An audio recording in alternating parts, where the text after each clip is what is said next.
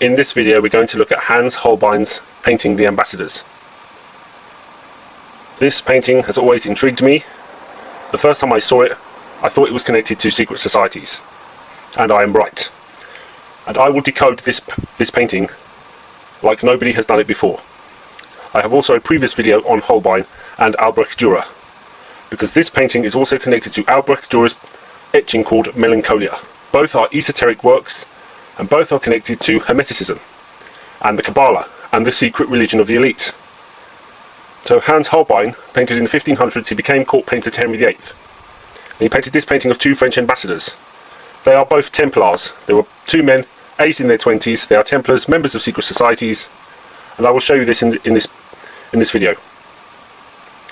So Hans Holbein moved around Europe, and he spent a lot of time in Switzerland. And in Switzerland and Germany you had the Reformation. Today you have modern day banking based in Switzerland. Now, in Switzerland is where they created the Reformation with people like John Calvin.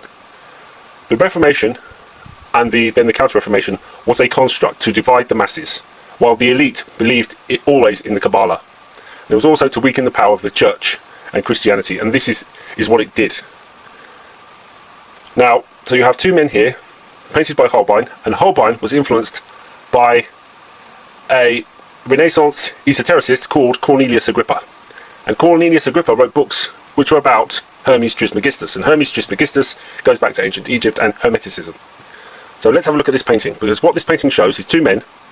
Now these two men may have been lovers, and that is a common theme in secret societies, is homosexuality. And so you have the two men here, and they look like the pillars of Freemasonry, and I will show you that this is exactly what the composition is, and that this is a Kabbalistic painting. So you have the two pillars, this man and this man, and you can see this here. So you have the two pillars of Freemasonry. That's what they represent. Now let's go into the painting, because as we click into the painting we will see that here there is a square and compass. So here in the lower half of the painting is a square and compass. In the book with the square you have secret mathematical numbers and what looks like a magic square. Okay, so you have mathematical numbers in the book, and you have a Masonic square and compass. Now you have here a globe which is full of stars, which represents astrology and astronomy, and here you have one of the earth, and what this represents is as above so below, so the esoteric doctrine of as above so below. You have the high arts here with geometry, and here you have the earthly pleasures such as music. So it is as above so below, and here you have higher thought. So the Freemasons are into people like Pythagoras, Euclid. So you have higher thought, mathematics, numbers, the secret language of God. Here on the astro globe you have Baphomet symbols, here as above so below. So here you have all these mathematical details. So what it's saying is as above so below. Now we go to this piece of cloth, and on it you have swastikas. These are swastikas, and they are a very old esoteric symbol which represent the sun or a comet. Here you have the goddess Isis here with the two arms, very similar to the Starbucks logo and the Schweppes logo. So you have Isis emerging from the pyramid, her two arms, and you have a star. So very similar to the Starbucks logo. And you might think, no, I can't see that, and I will show you that this is 100% true in this video. Okay, so you have the Starbucks logo, Isis. Now what I found interesting in this painting, because I went to the National Gallery, and what you will see here is that behind this skull, so it has this distorted skull, and this skull represents mortality and death. And what it's saying is that the human lifespan is short, but through secret societies the great work can be achieved, because you have generation after generation after generation following the plan of the secret society. And so you have death that can be conquered through the belief in the Kabbalah and these secret societies. And what I noticed is that behind the skull there is a hexagram. So here there is actually the diagram of a hexagram hidden beneath the skull. So hidden beneath the skull is the seal of Solomon, the Star of David, or the symbol of Saturn. It is a symbol of the Kabbalah.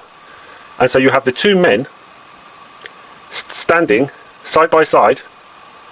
So you have the two men standing side by side the Star of David, or the seal of Solomon.